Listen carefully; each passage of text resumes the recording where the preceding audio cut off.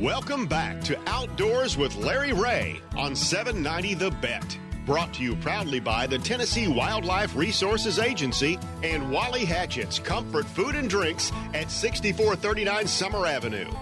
Hey, good Saturday morning. Welcome back to Outdoors with Larry Ray. And we're going to we've been talking a lot about the Legends of the Outdoor Hall of Fame last Saturday at Springfield, Missouri, and threw a little Joella Bates in there going to Italy for the World 3D Archery Championship.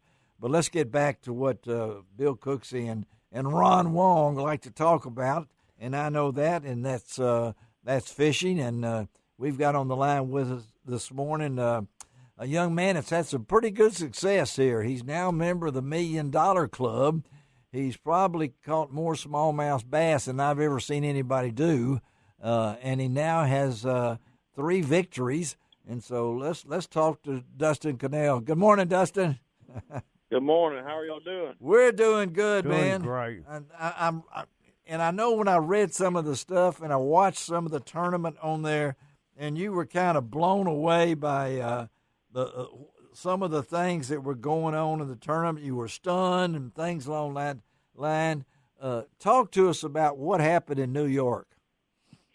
Yeah, we were at Lake Cayuga. Yes. And, or Cayuga, however you pronounce it. Well, just pronounce it. Cayuga sounds good. That sounds good. That's right. Yeah, then that's one of the Finger Lakes in New York, and I had been there one other time. I caught 2 bass that whole day, and it was just terrible to me. And then, we go there, and Cayuga is normally known for a largemouth fishery. Now, there is some, pretty good smallmouth in there. That's what everybody's kind of always seen and heard. And, man, I show up in practice, and it was game on. I mean, I'd idle around, and I would use my electronics. And my first, smallmouth I caught weighed 6 pounds, 5 ounces. Wow. That's great. That's huge. That's huge up there. That's huge. And that didn't even turn out to be the biggest of the tournament. So I mean, that's no.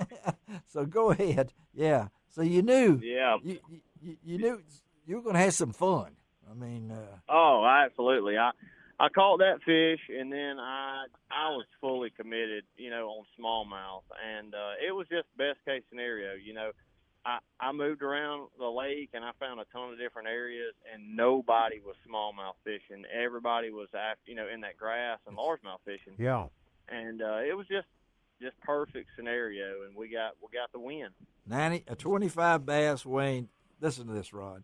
96 pounds, 12 ounces. And they're all smallmouths. All smallmouths. And third place was 49.7. And poor old Jacob Wheeler. I mean, we're going to really feel sorry for Jacob. He's won a little money himself, but it became a 2-person race right there. So what was going through your mind? I mean, for a guy that caught 2 bass on the other time that you've been up there, Dustin? I always kind of judge my tournament on my practice, and I've had good practices before and bad tournaments, and I'm like, man, I don't want to speak. I don't want to speak too soon, But I felt really, really good going into that tournament, and it just, throughout the days, finally we made the championship day, and I knew Jacob and all them guys were going to be tough, but it all came down to, just a few bites, It did, didn't it? Yeah. I knew I did not feel comfortable with Jacob behind me. He's one of my best friends. Yeah. Right. He didn't make it easy on me. I stressed pretty much most of the day. The last 30 minutes, I was like easing off of it a little bit. So, yeah. But we eased over him. It don't happen very often, but when it does, I always kind of rub it in his face a little bit. There you go. Yeah, you do. Dustin, you use a spinning reel a lot because sure do. Yeah. You fish for spotted bass there on the Coosa River at home. Does that help you to be comfortable about fishing for those smallmouths, especially in deeper water up there at Cayuga?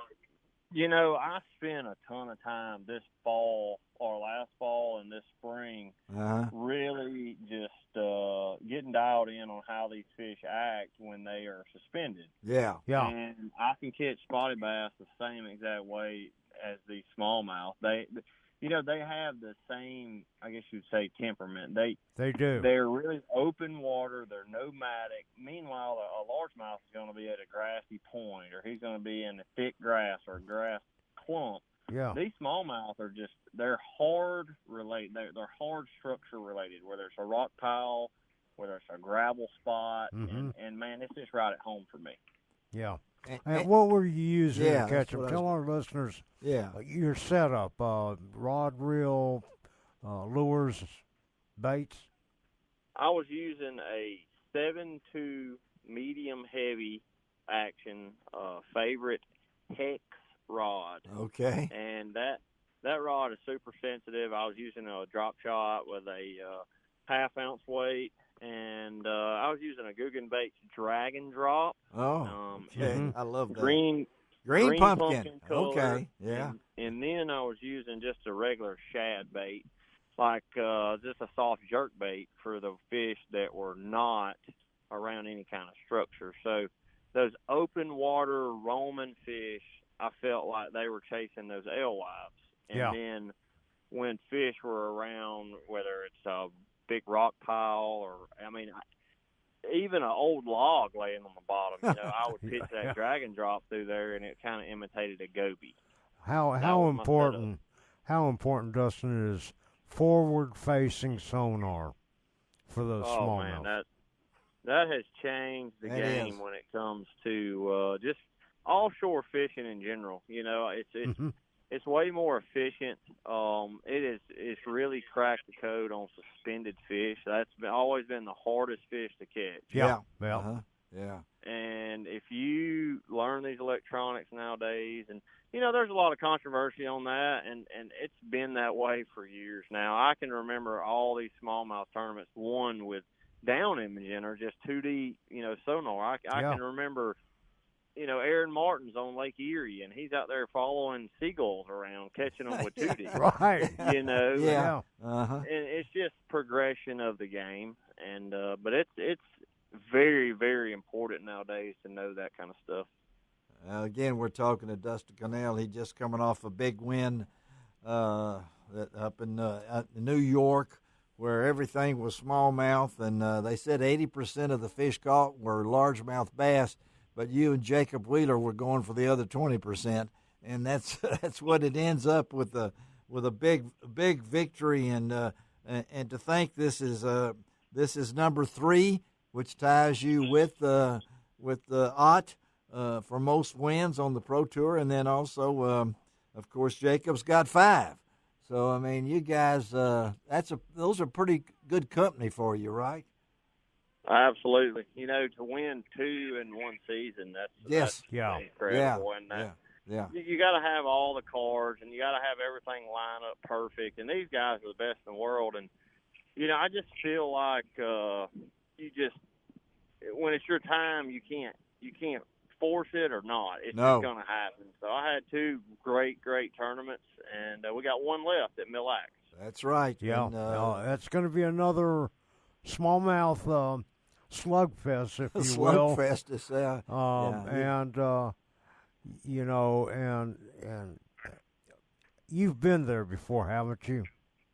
I have. I fished one tournament there, and I've been there actually 3 other times. And I went just about a month and a half ago to practice. So I idled and practiced for 3 days there, just did some homework. Okay. Yeah. Well, a lot of you folks out there, if you missed it, the television coverage of the Fox Rent-A-Car Stage 6 on Cayuga Lake will be 6 p.m. on Saturday, November the 12th on the Discovery Channel. I'm going to watch it again. I just got to watch it because to see those fish come in like you guys were doing and to know what was at stake, and I think you said it was unreal. Man, it was impressive. I know that. Yeah, and to stand that lake is so good, man. It's really, really good lake.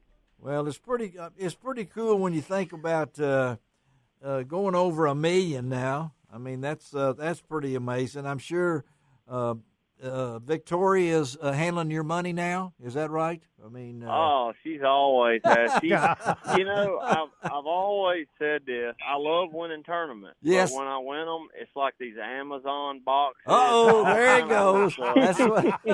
More of that stuff shows up, and I'm like, all right, hold on a minute. There's a common denominator here. Well, you just got to get all this thing and get back to turkey hunting and other bow hunting like you like to do too. I mean, there's life after that. Dustin, thank you, man, for being with us on Outdoors with Larry Ray. Congratulations again, man. Dustin, and we'll so happy for you. Yeah, we'll get back with you, man. Keep going, okay?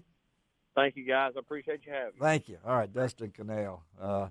These young guys, Ron, I mean, Alabama guy goes to New York and catches 95 pounds.